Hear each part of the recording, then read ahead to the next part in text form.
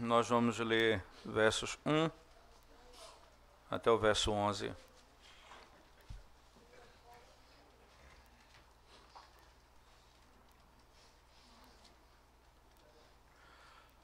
Quando o Senhor teu Deus te introduzir na terra, a qual passas a possuir, e tiver lançado muitas nações de diante de ti, os heteus, os gergazeus, os amorreus, os cananeus, os ferezeus, os heveus, os jebuseus, 7 nações, mais numerosas e mais poderosas do que tu. E o Senhor teu Deus as tiver dado diante de ti, para as ferir, totalmente as destruirás, não farás com elas aliança, nem terás piedade delas. Nem contrairás matrimônio com os filhos dessas nações, não darás tuas filhas a seus filhos, nem tomarás suas filhas para teus filhos. Pois elas fariam desviar teus filhos de mim, para que servissem a outros deuses. E a ira do Senhor se acenderia contra vós outros, e depressa vos destruiria. Porém, assim lhes fareis: derribareis os seus altares, quebrareis as suas colunas, cortareis os seus postes ídolos, queimareis as suas imagens de escultura. Porque tu és povo santo ao Senhor teu Deus, o Senhor teu Deus te escolheu para que ele fosses o seu povo próprio de todos os povos que há sobre a terra. Não vos teve o Senhor afeição, nem vos escolheu, porque fosseis mais numerosos do que qualquer povo, pois éreis o menor de todos os povos. Mas porque vos amava, e para guardar o juramento que fizera a vossos pais, o Senhor vos tirou com mão poderosa e vos resgatou da casa da servidão, do poder de Faraó, rei do Egito. Saberás, pois, que o Senhor teu Deus é Deus, o Deus fiel, que guarda a aliança e a misericórdia até 1000 gerações aos que o amam e cumprem os seus mandamentos, e dá o pago diretamente aos que o odeiam, fazendo-os perecer. Não será demorado para com o que odeia, prontamente lhe retribuirá. Guarda, pois, os mandamentos e os estatutos e os juízos que hoje te mando cumprir. Amém. Vamos à presença de Deus mais uma vez em oração, irmãos. Ó Deus Santo, quando abrimos a Tua palavra para ouvirmos a Tua voz nessa manhã, nós clamamos ao Senhor que desvende mais uma vez os nossos olhos, Senhor. E apesar de nós mesmos, pelo poder que há em Ti tão somente, fala ao nosso coração nessa manhã, trazendo conforto, esperança, salvação e ânimo e desafio à Tua igreja.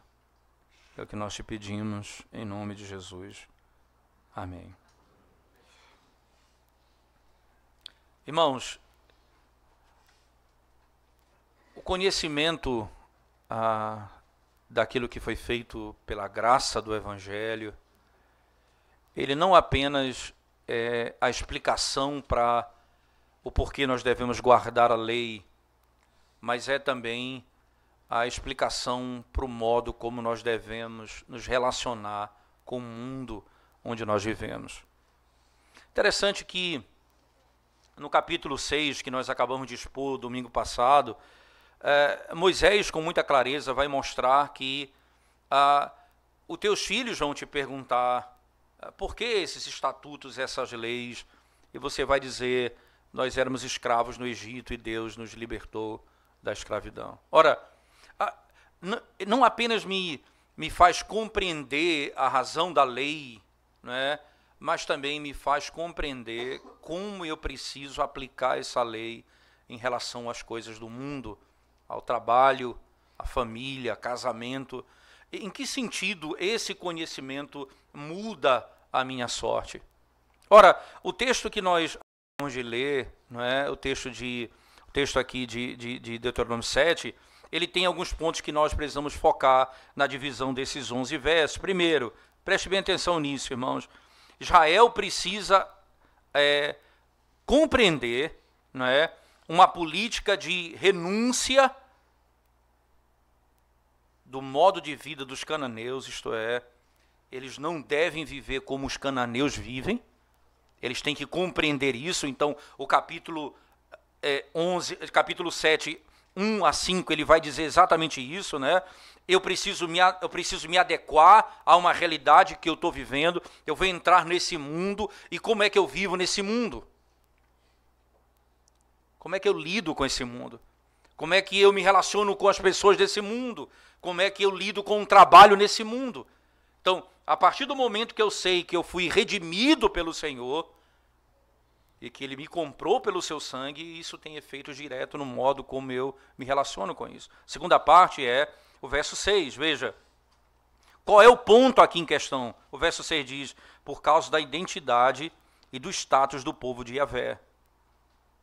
Quem é o povo de Yahvé? Quem é esse povo? Veja o verso 6 comigo, por favor, palavras de Moisés. Porque tu és povo santo ao Senhor teu Deus. O Senhor teu Deus te escolheu. Entende? Então, aqui está o fundamento de tudo isso. Vocês vão viver nesse mundo dessa forma, porque vocês são meu. Vocês pertencem a mim. No verso 7 a 8, eu tenho um outro aspecto importante, né?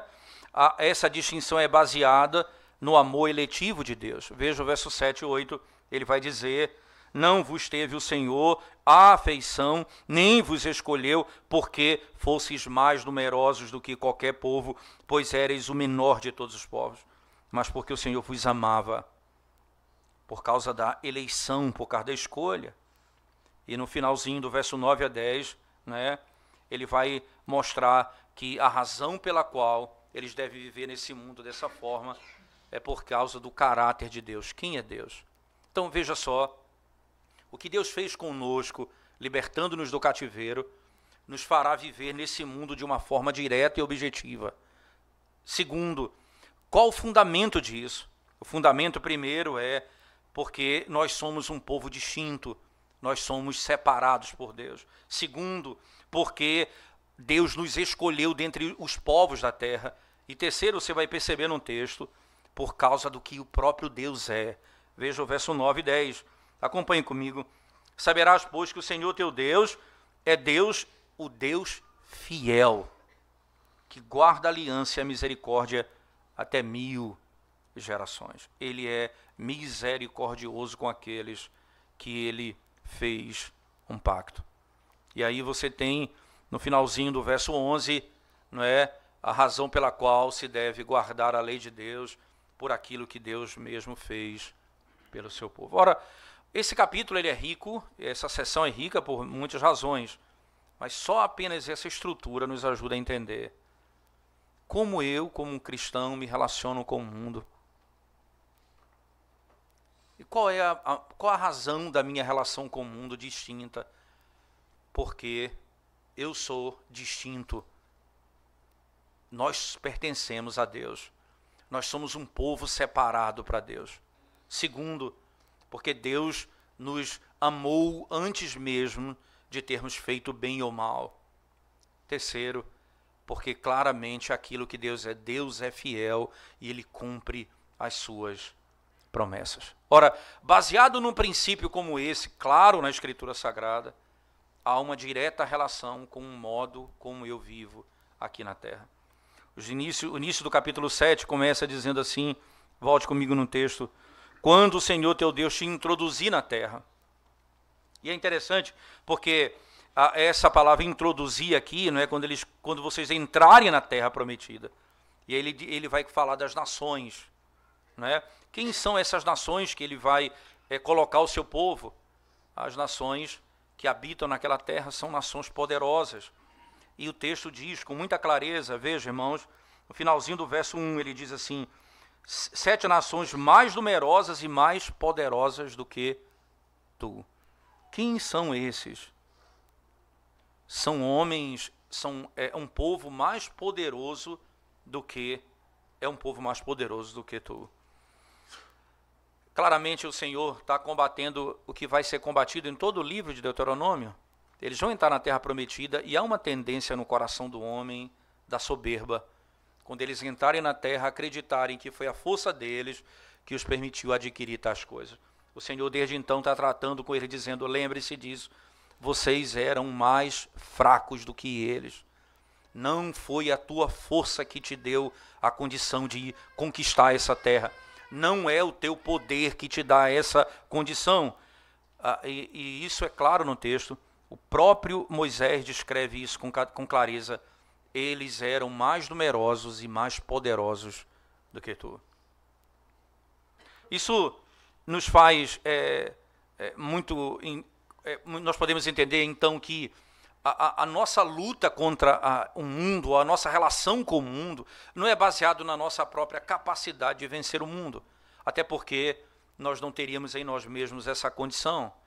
E é uma grande tragédia você imaginar, né, que o Senhor está dizendo o seguinte: olha, eu estou te dando aqui a capacidade de usar o teu próprio braço para conquistar esse mundo, ou conquistar a terra, ou adquirir as coisas nessa vida.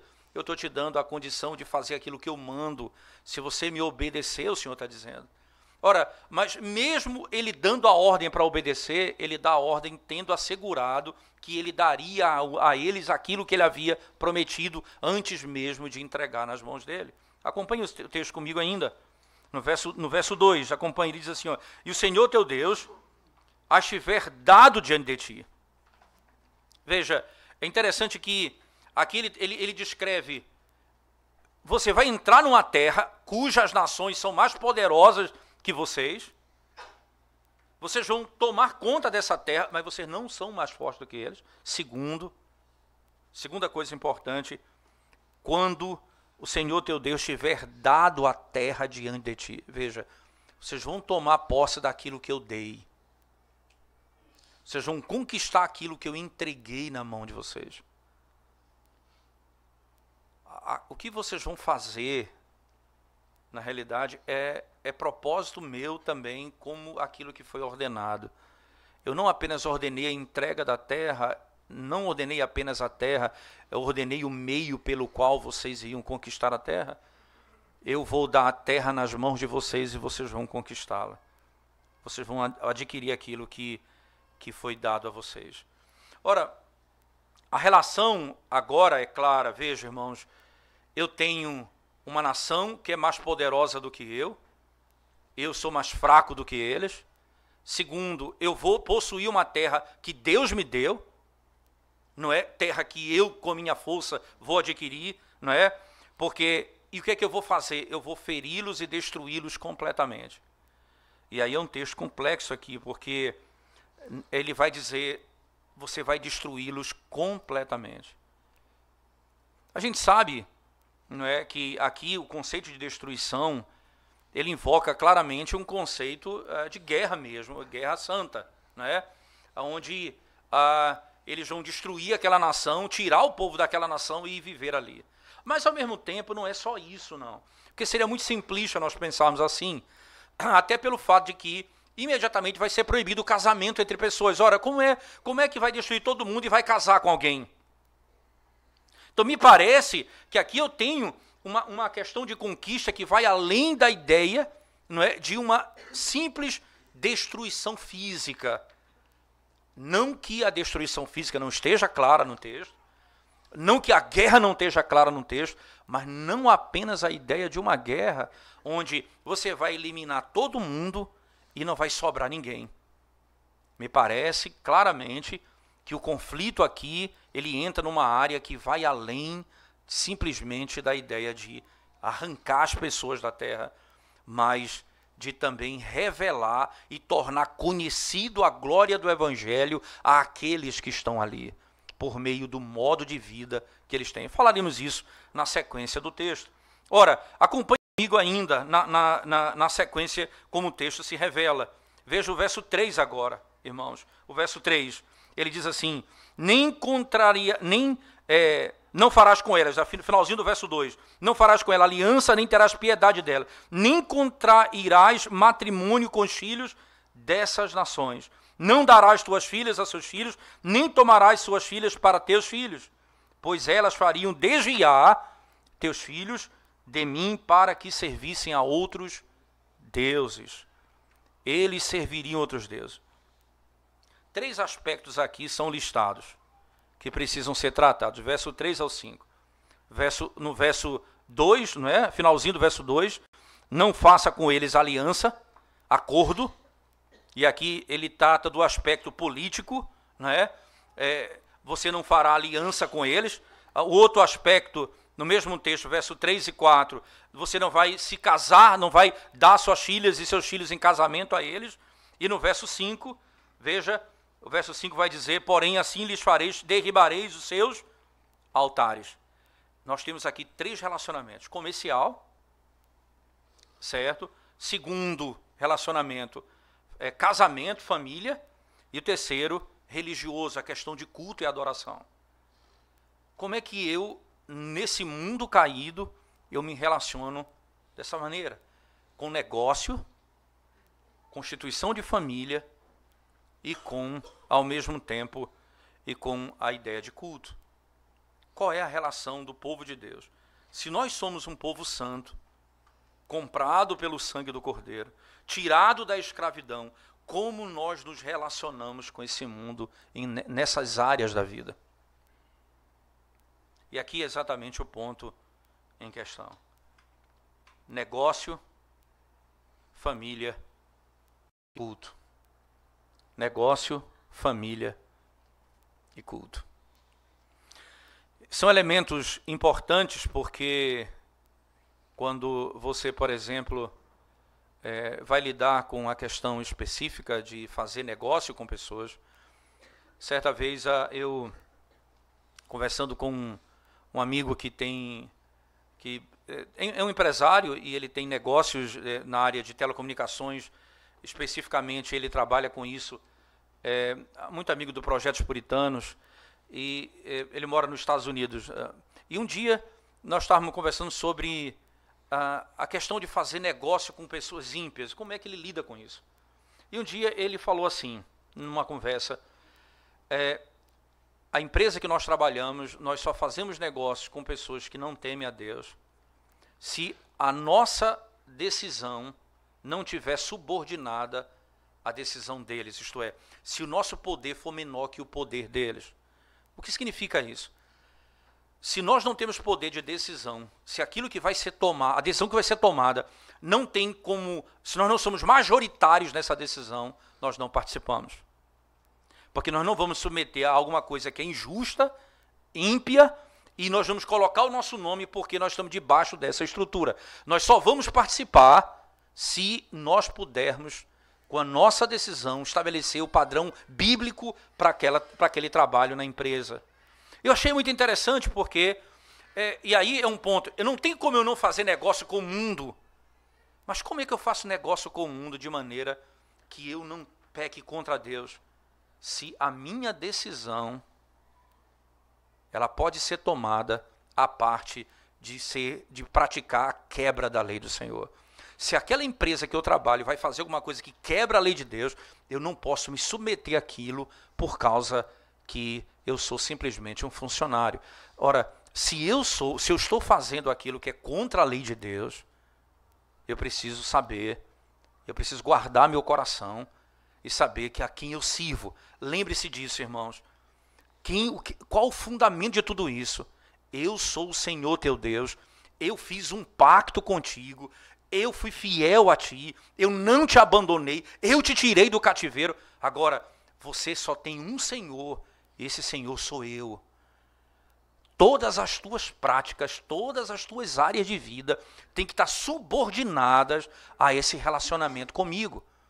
Se há alguma relação no mundo onde você é levado a fazer aquilo que é contrário à lei de Deus, conscientemente, e você faz dizendo, é porque eu sou submisso a esse Senhor, você está dizendo, é porque na prática eu sirvo a esse Senhor mais do que ao meu Senhor. Eu sirvo a esse mais do que aquele. E isso seria com certeza um grande equívoco na prática do relacionamento de trabalho na vida social que nós vivemos. Eu não tenho como fugir dessa realidade. Eu preciso compreender que como crente e alguém que serve a Deus, eu tenho a liberdade de fazer somente aquilo que agrada ao meu Senhor. De fazer negócios que glorifiquem ao meu Senhor. Eu não sou obrigado a fazer nada que simplesmente por causa de dinheiro ou de lucro, eu venha ter recompensa nessa terra. Ora, se o lucro é o fim da minha vida, então vale a pena qualquer negócio. Mas eu estou dizendo para o mundo que o lucro não é o fim da minha vida. Eu só tenho um objetivo na vida, a glória de Deus. Ainda que eu perca o que eu tenho, eu preciso fazer aquilo que agrada a Deus. Que agrada a Deus. Negócios, acordos. Como crente, eu não posso estar debaixo de um jugo onde eu sou obrigado a fazer aquilo que é contra a lei de Deus. Ora, me parece que essa é a razão pela qual o próprio Senhor Jesus Cristo vai dizer: aquele que não deixar a casa, pai, irmão, irmãos, por minha causa, que não deixar tudo por minha causa não é digno de mim. Me parece claramente que isso está ligado a um conceito de que há um só Senhor, há um só mestre, há um só rei, e a ele eu me submeto. A ele eu me submeto. Então, no primeiro aspecto, eu não vou fazer acordo, não é? E entenda, ao fazer acordo, porque não há, você vive nesse mundo, irmãos, e vocês, eu só faço negócio com crente, eu não acho que isso é uma coisa que está sendo ensinado aqui, é impossível você viver nesse mundo aqui. Nós vivemos num mundo onde você tem de fazer acordo com pessoas, mas qual é a base do acordo e quem é o teu Senhor? Esse é um ponto fundamental. Aqui começa a lógica da aplicação da lei de Deus. O segundo aspecto importante é o casamento. Veja o verso 3 e 4. Não é? Ele diz assim, ora, no verso 3 e verso 4, nem contrariarás matrimônio com os filhos dessas nações.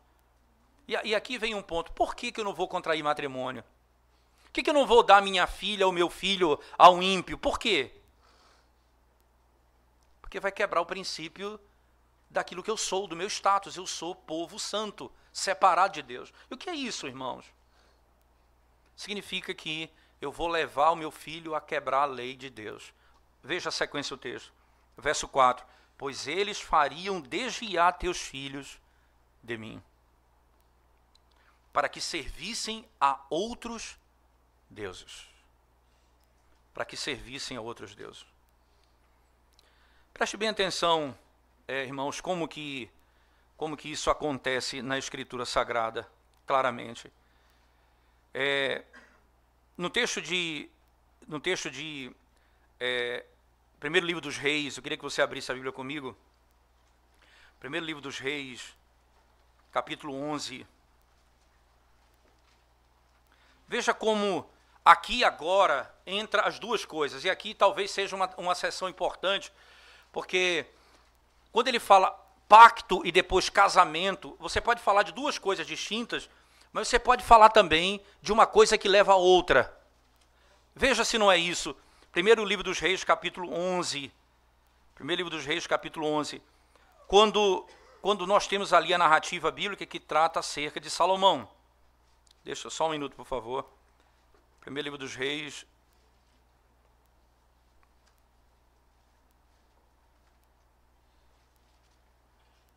Verso 1 em diante.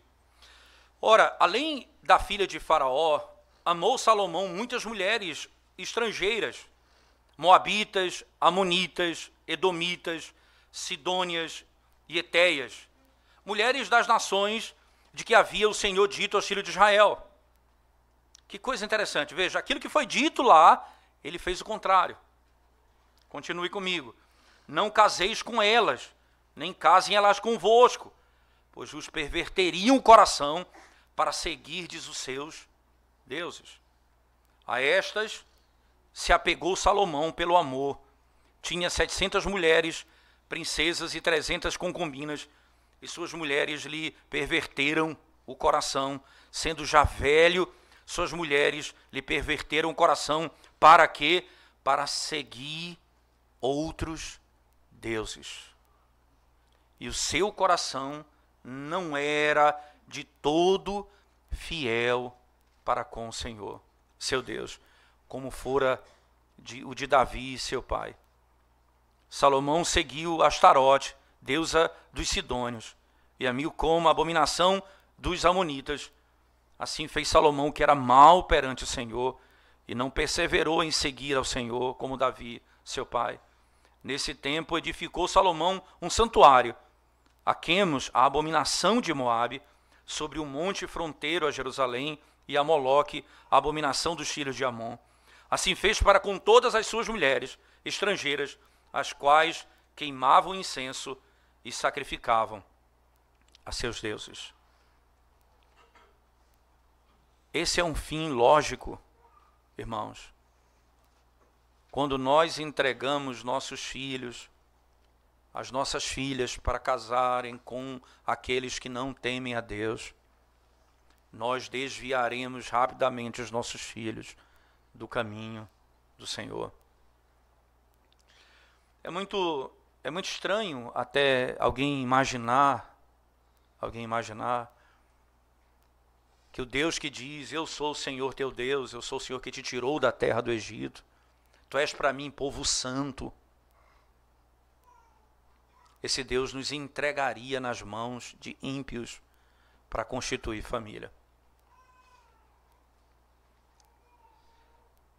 Não é esse o meio que nós vamos tornar conhecido o nome de Deus. Não é por meio do matrimônio. O matrimônio é um sinal da submissão à lei de Deus, à palavra de Deus, ao Evangelho, fazendo aquilo que a palavra de Deus categoricamente nos ensina e nos exorta a fazer. Qualquer tipo de casamento, irmãos, que pudesse levar à idolatria, devia ser banido no meio de Israel. Completamente banido. Porque com um casamento dessa forma, a distinção de Israel para os outros povos se perderia. E aí eu digo aos irmãos com toda a certeza, essa é a forma mais comum de Satanás introduzir idolatria no meio da igreja. É o casamento misto.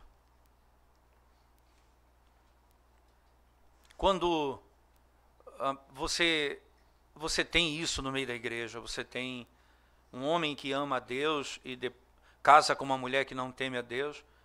A W. Pink diz assim num comentário dele: quando você entrega o seu coração para alguém que não ama a Deus, há muito tempo você já se apartou do teu Senhor. Quando o teu coração se inclina para amar alguém que não é aquele que Deus estabeleceu na sua palavra, alguém que teme ao Senhor, há muito tempo o seu coração já se esqueceu do Senhor. Matthew Henry, comentando esse texto, diz assim: fica claro que nós devemos temer com tal prática o fato de que o casamento misto, ele tem mais poder de perverter um homem que ama a Deus do que de trazer esperança para aquele que não teme a Deus. Em outras palavras, é mais fácil o casamento misto mudar o coração daquele que conhece a Deus para praticar o que não agrada a Deus, do que mudar o coração daquele que não conhece a Deus para que pratique as coisas de Deus. É mais comum isso, é próprio do casamento misto, é próprio desse processo.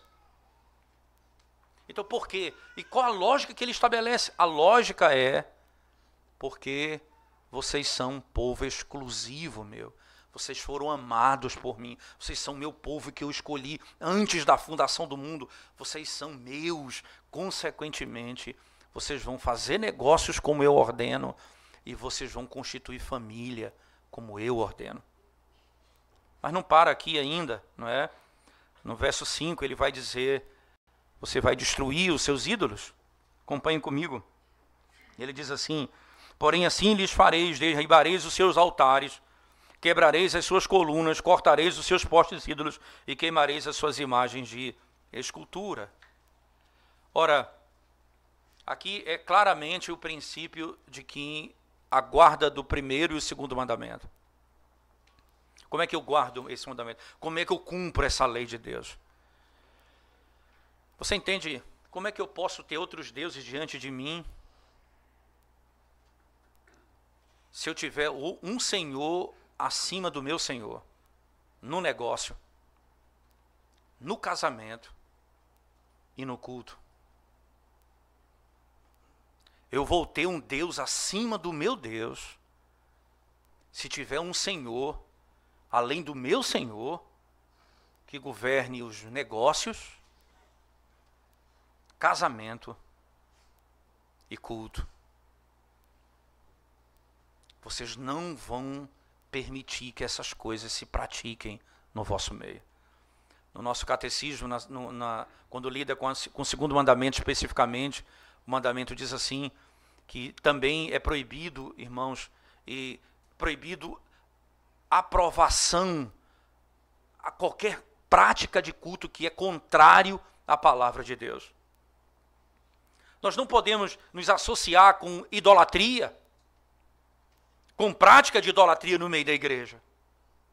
Nós não podemos nos associar com aquilo que é contrário às Escrituras Sagradas, porque isso seria pecar contra o Senhor.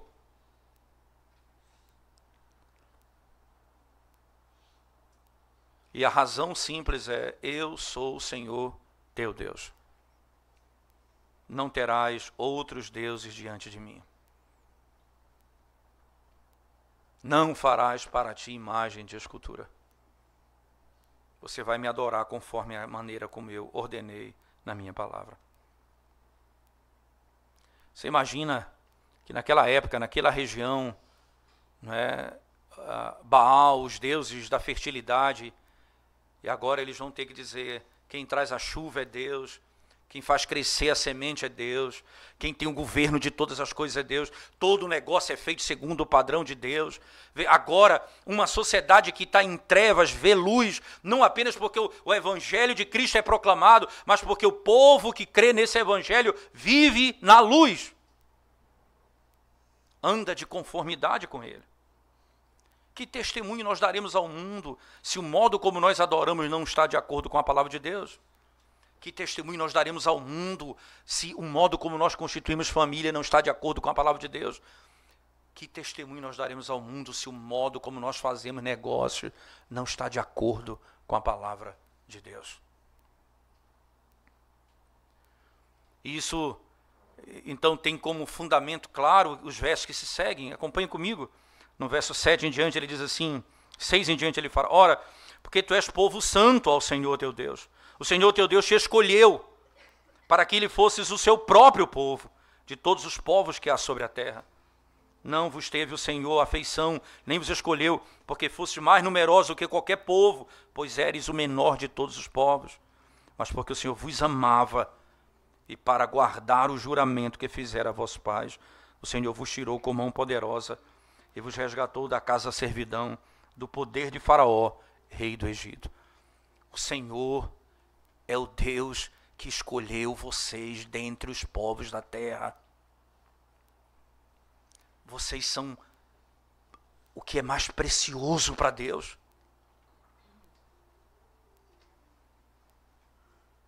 Interessante que a maneira como essa frase é construída em Levítico, também em Deuteronômio, em Êxodo, nos traz a memória que está lá no capítulo 19 de Êxodo. Por favor, abra sua Bíblia comigo. Êxodo 19. Êxodo capítulo 19, versos de 1 a 4.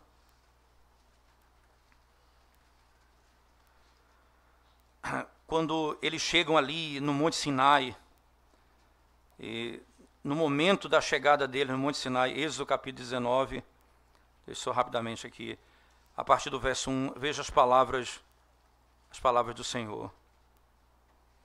No terceiro mês da saída dos filhos de Israel da terra do Egito, no primeiro dia desse mês, vieram ao deserto do Sinai, tendo partido de Refidim, vieram ao deserto do Sinai, qual se acamparam ali, pois se acampou Israel em frente do monte. Subiu Moisés a Deus no monte, e do monte o Senhor os chamou e lhe disse: assim falarás à casa de Jacó e anunciarás aos filhos de Israel: tendes visto o que fiz aos egípcios, como vos levei sobre asas de águia, e vos cheguei a mim. Agora, pois, se diligentemente ouvirdes a minha voz, guardardes a minha aliança, então sereis a minha propriedade peculiar dentre todos os povos, porque toda a terra é minha. Vós me sereis reino de sacerdote e nação santa. Veja que imagem interessante. Ele diz, ora, vocês são minha propriedade, vocês pertencem a mim, eu sou o teu Deus. A terra é minha. A terra está com eles, a terra é minha. Eu vou dar a terra a vocês. Vocês me serão por reino de sacerdotes. E aqui vem o elemento claro, irmãos. Não apenas eles vão conquistar a terra, eles vão ser sacerdotes. Eles vão trazer a glória de Deus por meio da vida. Eles vão trazer o conhecimento de Deus por meio da vida às nações. Eles vão pregar o evangelho e vão viver de conformidade, que o mundo saberá que eles são de fato reinos de sacerdotes. Eles pertencem a Deus. Esse povo vive segundo o padrão desse rei e desse governo. Me parece que essa lógica se revela tão claramente que usado lá, por exemplo, na primeira carta de Pedro, abra sua Bíblia comigo, como é que isso é aplicado no Novo Testamento. Na primeira carta do apóstolo Pedro, capítulo 2, irmãos.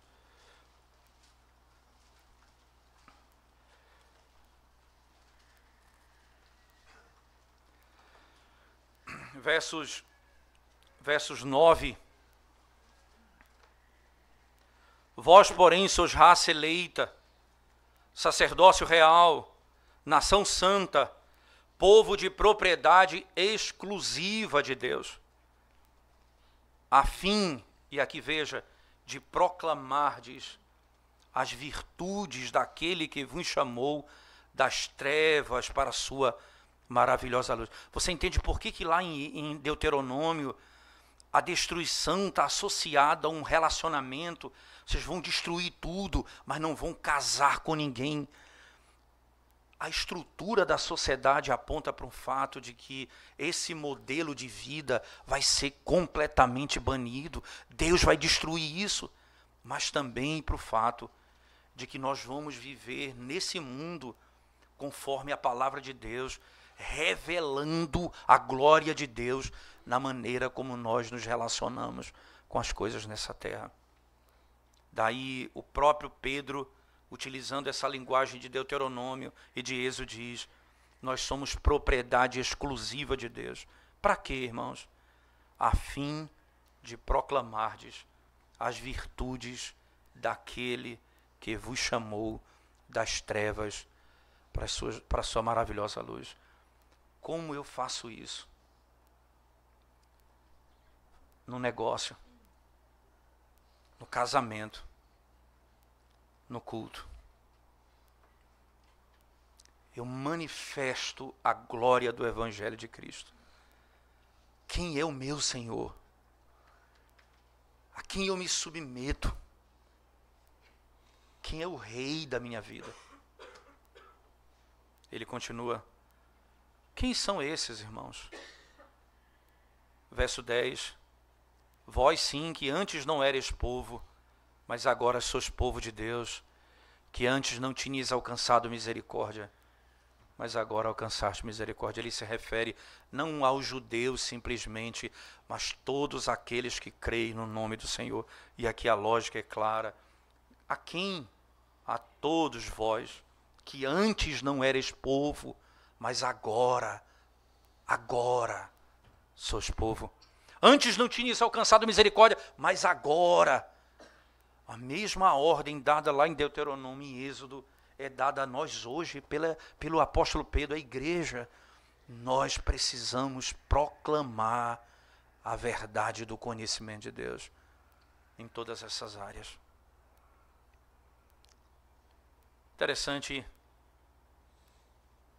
nós podemos, Deus vai chamar uns para pregar a palavra, proclamar o evangelho. O seu povo, ele diz, faça negócio de maneira que o meu nome seja glorificado. Constitua família de tal modo que o Senhor seja exaltado. Cultue ao meu nome de conformidade com a minha palavra. Nós vamos fazer isso. Porque nós somos povo de Deus.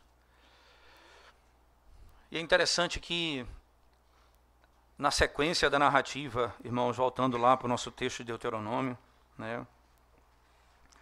Verso 9: sabereis, pois, que o Senhor teu Deus é Deus, o Deus fiel, que guarda a aliança e a misericórdia até 1000 gerações, aos que o amam e cumprem os seus mandamentos. E dá pago diretamente aos que o odeiam, fazendo-os perecer. Não será demorado para com o que o odeia, prontamente lhe retribuirá. Guarda, pois, os mandamentos, e os estatutos e os juízos que hoje te mando cumprir. O Senhor diz, o Senhor é Deus fiel, que guarda a aliança.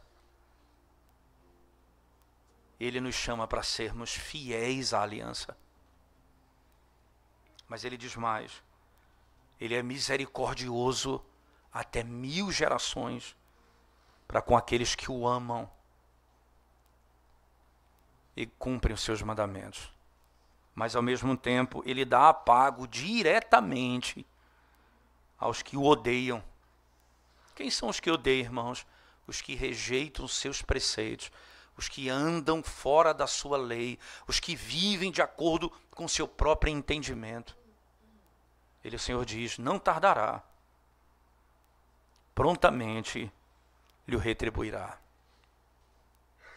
O Senhor não tardará, e ele eliminará da terra, não só da Palestina, como no período da Antiga Aliança, mas de toda a terra. Ele expurgará, ele tirará toda a terra contaminada e lançará fora todos aqueles que andaram segundo o seu próprio coração e seu próprio entendimento.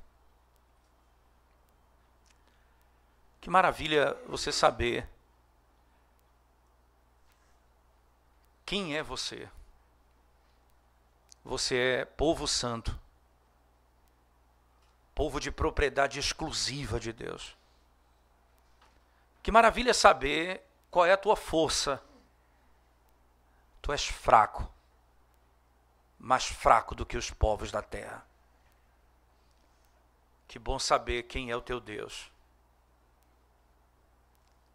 Ele é poderoso para arrancar os inimigos com uma palavra e destruí-los de uma só vez. Ele é poderoso para cumprir as suas promessas. E nós podemos descansar nela. Poderoso para poder dizer, eu não vou ter lucro nesse mundo se eu não fizer acordo como o mundo faz. Mas a tua esperança não está nesse mundo. Ou está?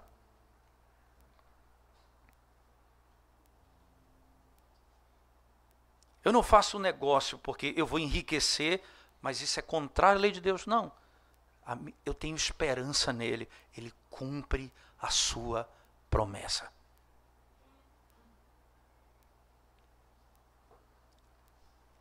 Você talvez, moça, que esteja apaixonada por alguém que não teme a Deus. Vale a pena você esperar no teu Deus. Não caia nessa armadilha. Ele já demonstrou que é fiel. Ele diz, eu sou Deus. Eu sou fiel. Eu faço aquilo que eu prometi.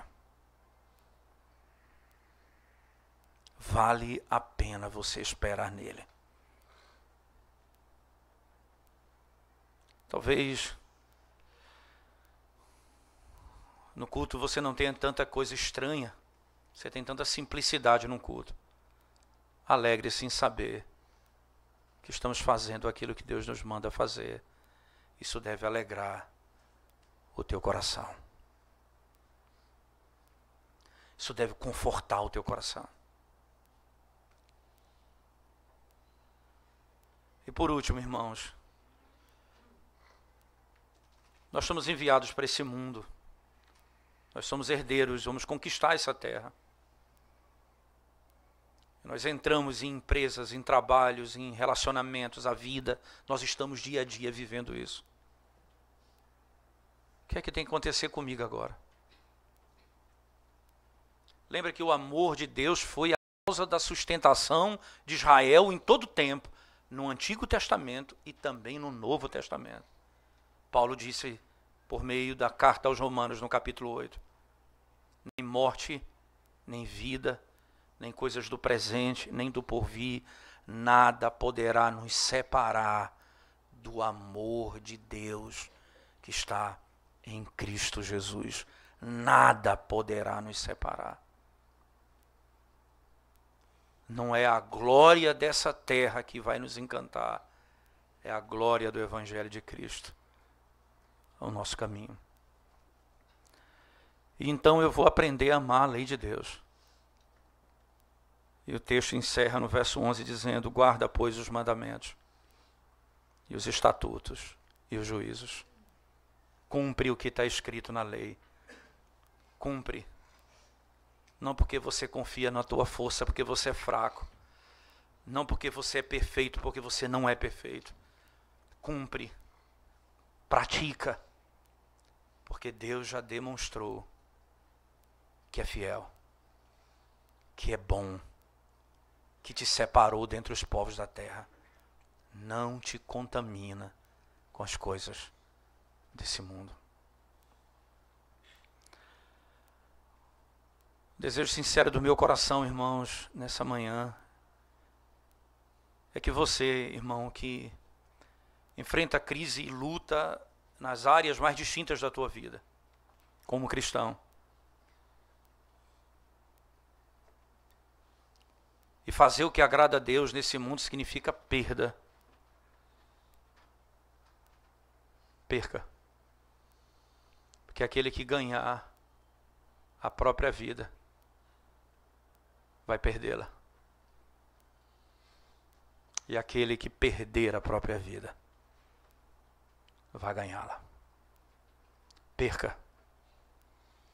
Essa é a maior vitória que nós dizemos a Deus. A nossa vida é vivida para a tua glória, tão somente, em todas as áreas que o Senhor nos deu. Vamos curvar nossa cabeça mais uma vez e orar ao Senhor.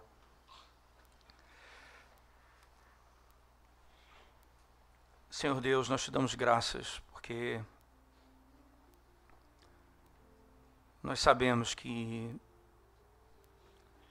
não há força em nós mesmos para praticarmos a tua palavra e o teu ensinamento.